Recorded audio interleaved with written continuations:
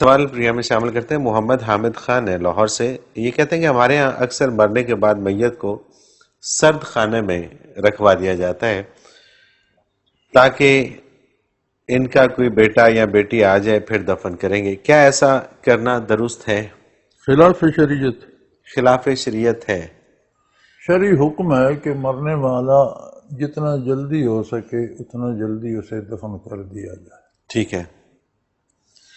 نبی کریم صلی اللہ علیہ وسلم کی ایک خادمہ تھی، مسجد کی صفائی کرتی تھی، گھر کی خادمہ نہیں تھی، مسجد کی خادمہ تھی، اور مسجد میں صفائی، حضور کے بیٹھنے کی جگہ میں محراب کو درست رکھنا، یہ وہ سارا کرتی. وہ رات کو فوت ہو گئی. اب حجرہ مبارک میں آواز دینا تو قرآن نے منع کر دیا تھا، کوئی جرت نہیں کر سکتا تھا. میت رکھنا حضور نے منع کر دیا تھا، تو رات کو دفن کر دی گئی. صبح حضور تشریف لائے تو آپ کو اطلاع دی گئی، آپ نے صبح قبر پر جا کر دعا مانگی. یہ نہیں کہا کہ کیوں دفن کر دی، مجھے صحیح. کیوں نہیں بتایا.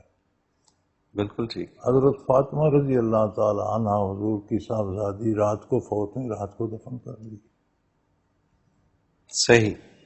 مسلمان کے لیے یہ ہے کہ میت کو جتنا جلدی قبر تک پہنچا دو یہ سنت ہے، جتنا روکو گے یہ گناہ ہے. وہ ٹھیک ہے. بیٹی یا بیٹا آ کر اسے زندہ کر لے گا.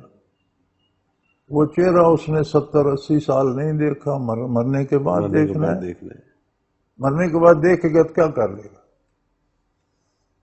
اور یہ خلاف شریعت ہے، کافروں کا طریقہ. اچھا، یہ عموماً لوگ کہتے ہیں کہ جی اگر چہرہ نہیں دیکھنا تو پھر جا کے کرنا کیا ہے؟ تو نہ جاؤ، نہ جاؤ بھائی. چہرہ دیکھ کے کیا ہوگا؟ میت کو فائدہ ہوگا یا زندے کو؟ کس کو ہوگا؟ وہ ایک کانسیپٹ بنا ہوا لوگوں کا نا کہ وہ پتہ نہیں کوئی ثواب کے زمرے میں آتا ہے کہ وہ ثواب یہ ہے کہ مرنے کے بعد جتنا جلدی ممکن ہو میت دفن کر دیا.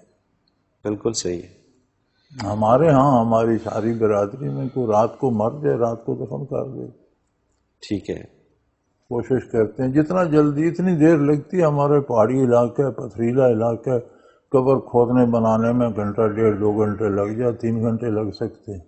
وہی ٹائم لگتا ہے. اسی ٹائم میں میت کو غسل وغیرہ دیتے ہیں، قبر تیار ہو گئی، دفن کرتے ہیں. صحیح.